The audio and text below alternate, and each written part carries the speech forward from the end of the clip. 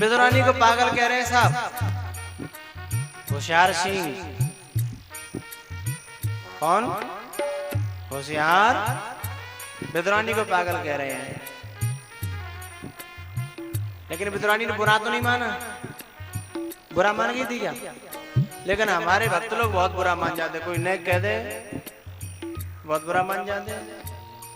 बिदुरानी तो एक ही बात कहती थी, सारा जमाना सारा जमाना बदनाम करे, मेरा कन्हैया मुझे प्यार करे, मेरा कन्हैया मुझे प्यार करे।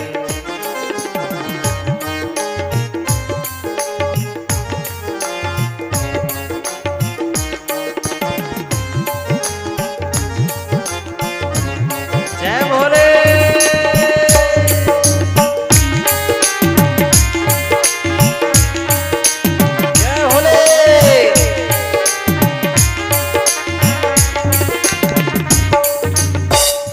आज कुछ आलसी आए बैठे हैं कथा में, यानी कहाँ से आए गए भैया? मैंने के हाथ ऊपर ही नहीं उठते, जन कहाँ से चले आए भैया? आलसी और राम राम राम राम ले लो, पर ताली मेरी तरह बजा करो भैया। कितनी जल्दी नहीं, फिर मैंने संग चलो, मिले सुर मेरा तुम्हारा, है ना? कदम से कदम बढ़ा मिलाते चलो।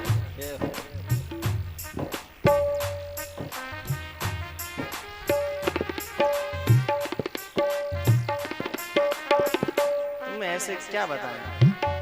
चढ़ेंगे तो आसमान पे नहीं, नीचे रहेंगे।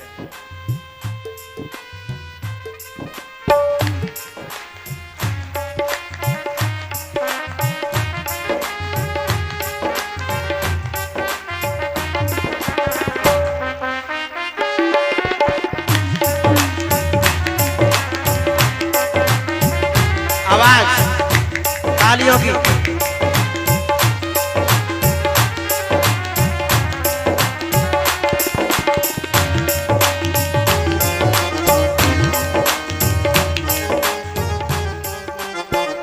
बहुत बढ़िया।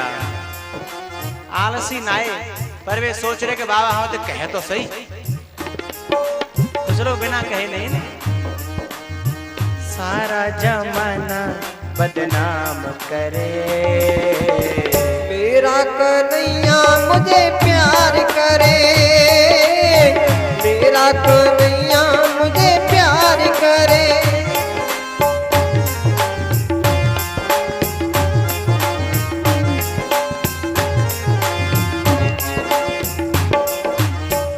जब भी मैं जाऊं पनिया भरन को, जब भी मैं जाऊं पनिया भरने को, जब भी मैं जाऊं पनिया भरन को, जब भी मैं जाऊं पनिया भरने को। मटकी उठाने का, इसका मतलब भैया मेरे सारे काम संभालने का जिम्मेदार हो गया। वो कहता है सर्वधर्मान परित्यज्य मामेकम शरणं व्रज। उसने गीता में कहा है योगक्षेमं वहाम्यहम्। तो फिर मुझे चिंता क्या? मटकी मटकी मटकी को उठाने का वो काम करे, मेरा कन्हैया मुझे प्यार करे, मेरा गोपाला मुझे प्यार करे।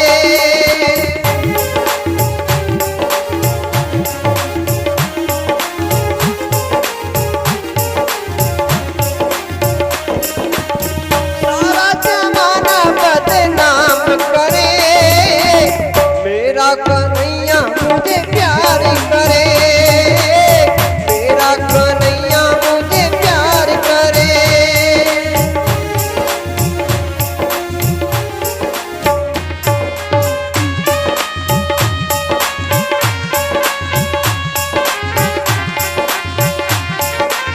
हरि बोल।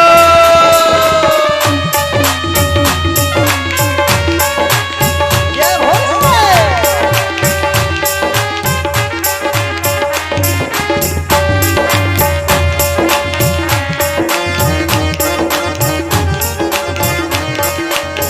मटकी उठाने का वो काम करे, मेरा कन्हैया मुझे प्यार करे, मेरा कन्हैया मुझे प्यार करे, मेरा कन्हैया मुझे प्यार करे।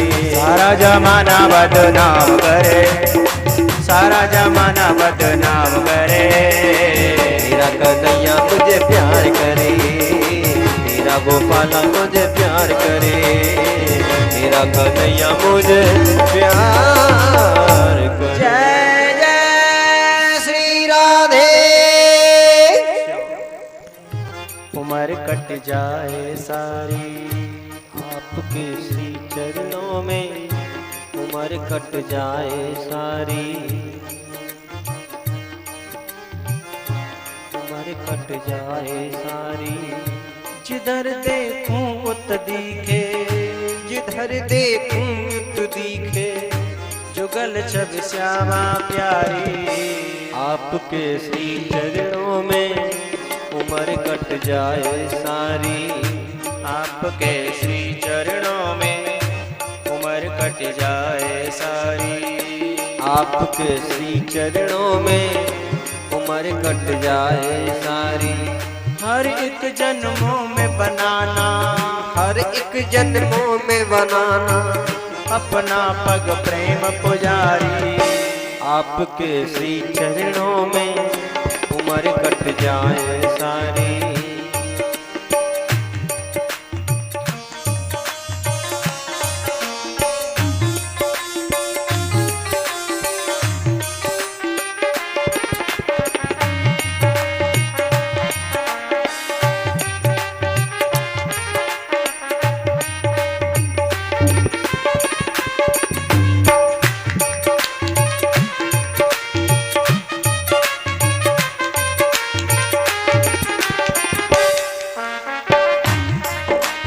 जय भोले।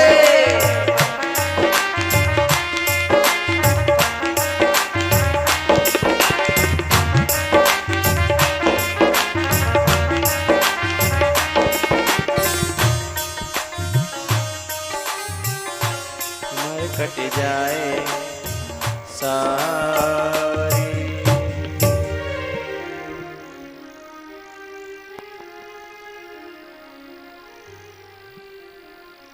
सारा जमाना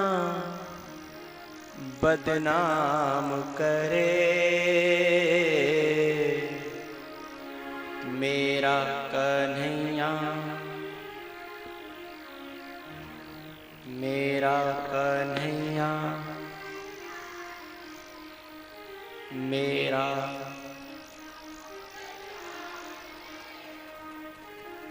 मेरा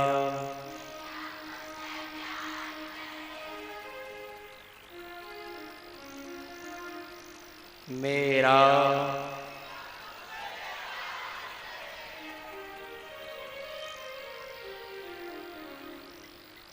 मेरा कन्हैया, मेरा कन्हैया।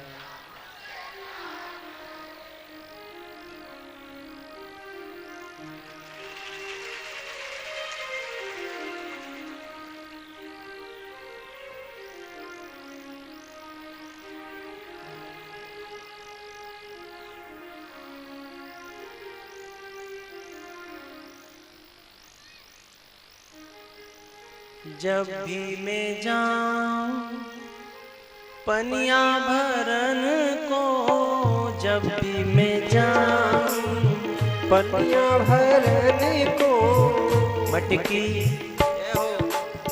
मटकी उठाने का वो काम करे।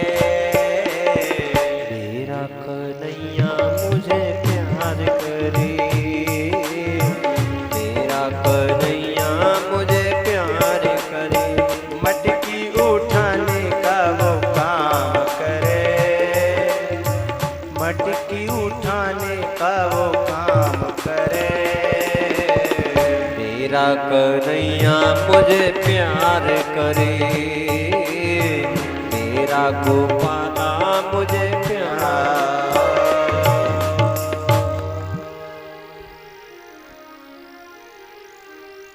जिसका काम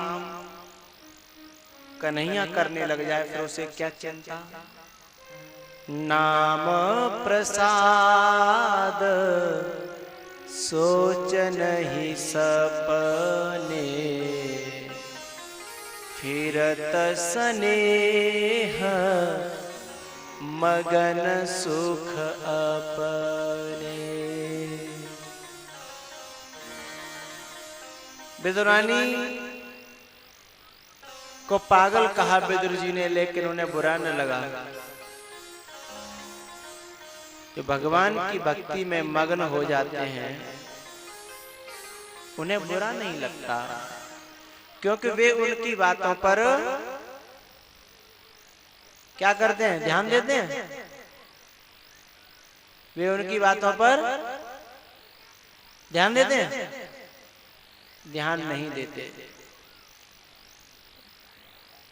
भैया कन्हैया का आतिथ्य हुआ विदुर जी के घर और फिर वे तो चले गए, लेकिन धृतराष्ट्र के हृदय में जलन हो गई।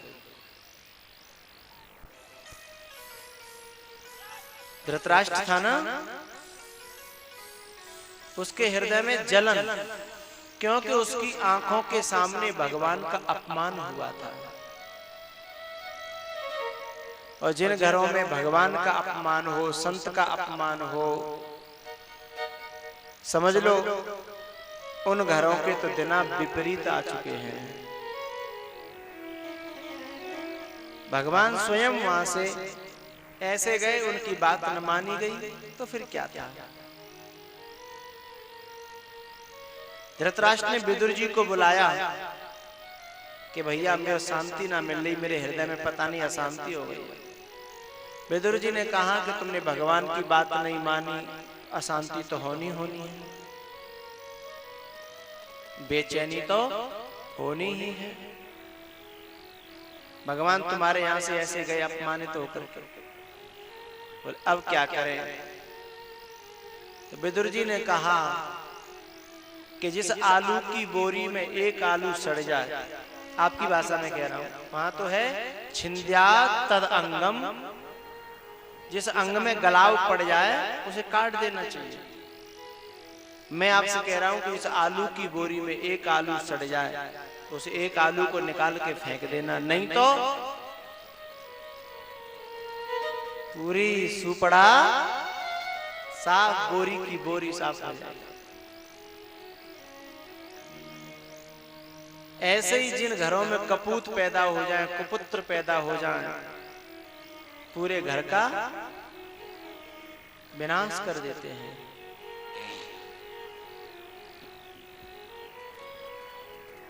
और सबसे बड़ा कपूत कौन है? जो बड़ों के सामने ज्यादा चवर चवर करे, चाहे वो लड़का हो चाहे वो लड़की हो। ये नहीं देखा कि हमसे बड़े बैठे हैं, चाचा बैठे हैं, ताऊ बैठे हैं, गुरु बैठे हैं, संत बैठे हैं, इनके सामने बोलो। हमने कई बार देखा है, जैसे बैठे हो हम सब लोग, कोई आदमी हो, अरे आप बोलो, तो लोग क्या कहते हैं, अरे आपके सामने हम क्या बोले हैं? ये तो शर्मदारों की बात है। और हम बोल रहे हो और बीच में ही कोई बोल रहा हो, वो ज्यादा शर्मदार है हमसे भी ज्यादा। तो बड़ों के सामने बोलना भी अनुचित होता है। और फिर कथा में तो कितने बड़े बड़े संत बैठे रहते हैं, बड़े बूढ़े भी बैठे रहते हैं, कथा में जो बोले। तो धृतराष्ट्र के सामने वहां विदुर जी भी थे, उनके सामने और भी लोग थे, उनके सामने दुर्योधन बोला। उसे बोलने की आवश्यकता नहीं थी, ये बड़े बड़े बैठे तो हमें क्या लेना देना।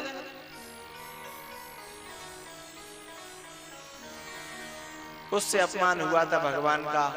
इसलिए विदुर जी ने कहा, भैया यदि तुम सुख से जीना चाहते हो, शेषम सुखम जीवती,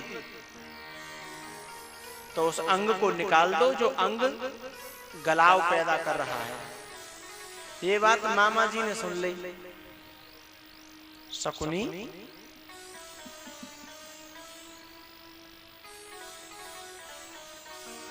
मामा जी ने ये बात सुन ली।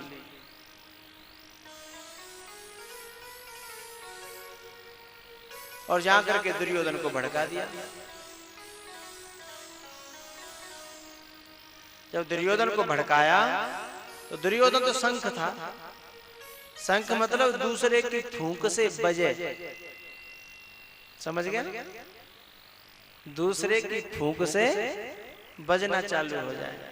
शकुनी ने फूंक मारी और आकर के बजना चालू हो गया। और विदुर जी से रिश्ते में चाचा लगते हैं, काका, उनसे उल्टी सीधी कह दी। बस काका को किसी से लोभ लालच तो था नहीं, वहीं अपना इस्तीफा लिख के रखते थे साथ में।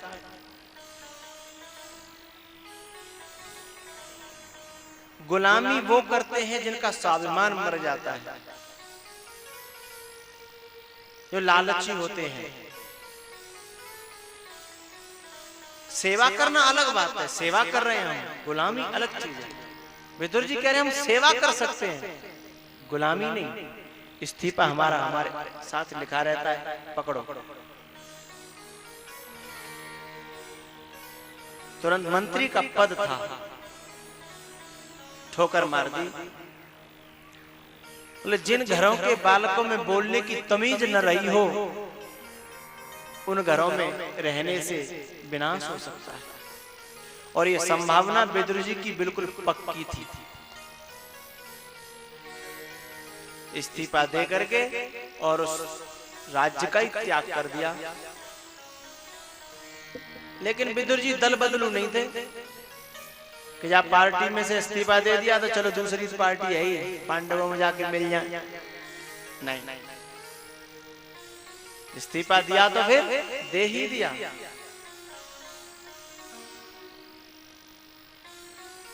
और चल पड़े वृंदावन की ओर। वृंदावन भक्ति, भक्ति का वन।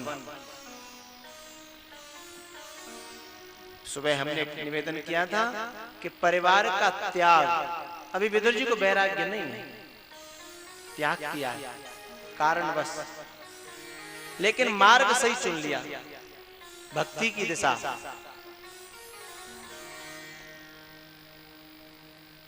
मनु जी महाराज ने भी, नैमिषारण्य वो भी संतों का तीर्थ है, और वृंदावन भी भक्ति का वन है।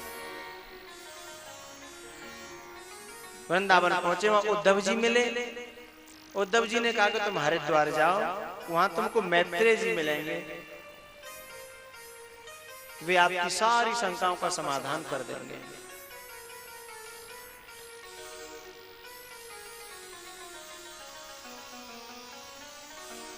क्यों भैया? उद्धव जी ने शंकाओं का समाधान क्यों नहीं किया? वृंदावन में मैत्रेय जी के पास भेज दिया। तो जिस समय भगवान ने अपने शरीर को इस भागवत जी में तेज को धारण किया, उसमें विदुर जी को और उद्धव जी को और मैत्रेय जी को, दोनों को भागवत की कथा सुनाई। उसमें भगवान ने स्वयं कहा था कि मैत्रेय तू ये मेरी कथा विदुर को सुनाना। इसलिए विदुर जी को उद्धव जी ने हरिद्वार भेज दिया। हरिद्वार मैत्रेय जी के चरणों में विदुर जी जाकर के प्रणाम करते हैं और मैत्रेय जी ने गले से लगा दिया। क्यों? ज्ञानी से ज्ञानी मिले, करे ज्ञान की बात। ज्ञानी से ज्ञानी मिले, करे ज्ञान की बात। आगे की पंक्ति मेरी कहने योग्य नहीं है। तो मैत्रेय जी को और उद्धव जी, विदुर जी को दोनों को मिले हुए देख करके चारि मिले 64 खिले, 20 रहे कर जोर। हरिजन सो हरिजन मिले, तो बिहसे लाख करो। रोम रोम पुलकित हुआ, गदगद हुआ, क्योंकि भक्त भक्त मिल गए।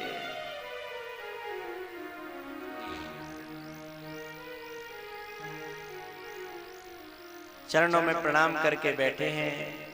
सबसे पहले प्रश्न किया कि ये बताओ मुझे ऐसे खानदान में जन्म क्यों मिला, जहाँ कांटे कांटे, जहाँ कुबुद्धि कुबुद्धि है, जहाँ कुमते तहाँ विपत्ति निधान।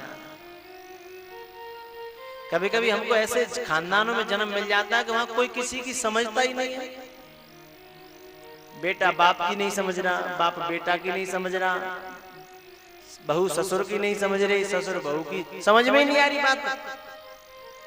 अपनी अपनी ढपली और अपना अपना राग, लेकिन अपने अपनी ढपली अपना अपना राग छेड़े तो भी कोई बात नहीं, दूसरे के राग में अपना राग अड़बंगा डालने के लिए छेड़ते हैं। ऐसे खानदान में मुझे जन्म क्यों मिला? मैत्रेय जी ने बताया कि तुमको मांडव्य ऋषि का श्राप है, तुम धर्मराज हो। उस श्राप के कारण, अच्छा एक बात आपको बता, जब विदुर जी धर्मराज का अवतार है तो फिर युधिष्ठिर किसका अवतार है? यदि विदुर जी धर्मराज का अवतार है तो फिर युधिष्ठिर भगवान के साथ जो परिकर मंडल होता है ना, वो अनेकों रूप में अवतार ले सकता है, उन्हें क्षमता प्राप्त होती है। कारक पुरुष होते हैं वे, उनका नाम क्या? कारक पुरुष। भैया उसके बाद विदुर जी ने ये पूछा कि ये बताओ कि ये सृष्टि कैसे होती है। तब मैत्रेय जी ने कहा कि जीवों के कर्म महाप्रलय में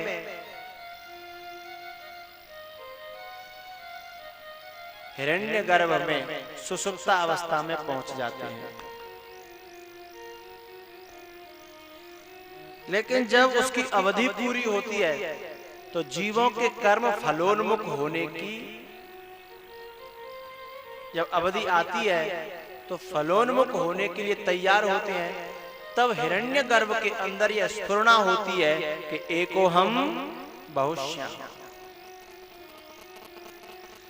तब वह निराकार सगुण साकार रूप धारण करता है, जिसे हम नारायण कहते हैं। तो नारायण से भी परे कुछ हुआ, जिसके अंदर ये संकल्प होता है कि एको हम बहुश्याम। उसके बाद नारायण ने अपना रूप धारण किया। फिर कहते हैं कि नारायण की नाभि से कमल, कमल से ब्रह्मा जी, ब्रह्मा जी ने फिर मन से बिना मैथुन के 4 संतान सनत कुमार जी ने कहते हैं। उनसे कहा कि भैया मैंने तुम कर दे, अब तुम सृष्टि बढ़ाओ। बोले महाराज हमारे बस की बात नहीं। बोले तुम क्या करोगे?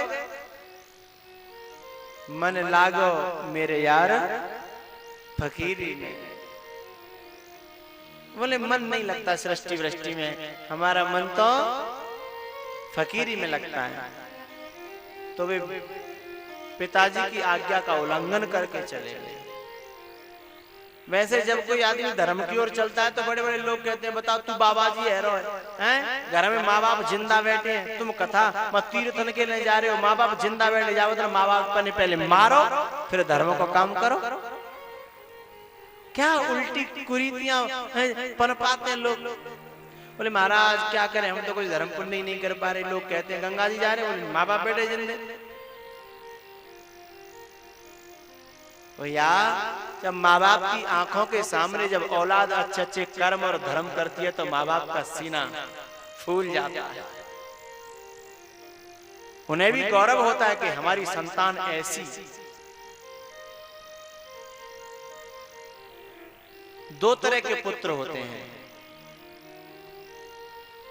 एक तो वे होते हैं श्रवण कुमार जैसे जो अपने कंधा पर बिठा करके सारे तीर्थों का भ्रमण करा देते हैं अपने माँ बाप को।